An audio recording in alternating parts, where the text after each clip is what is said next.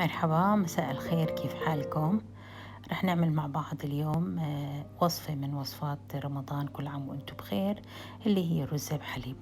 رح نحتاج لنص كوب رز مصري سلقناه مع كوب ونص مي على النار، واستعملت اليوم أنا حليب بودرة.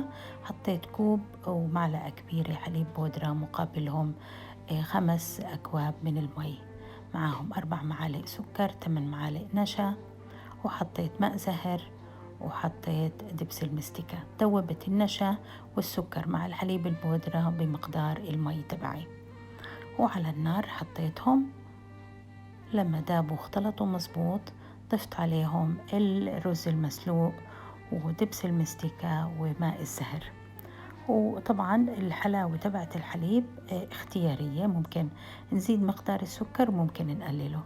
على النار بلشت أحرك الخليط لما امتزجوا مع بعض، وبلش عندي يتقل القوام، بده شوية وقت وبده طولة بال. لما يتقل المزيج بنسكبه في كاسات أو صحون حسب الرغبة، ومنزينهم بالمكسرات وزر الورد. بتمنى الوصفة تعجبكم وتجربوها، وصحتين وعافية.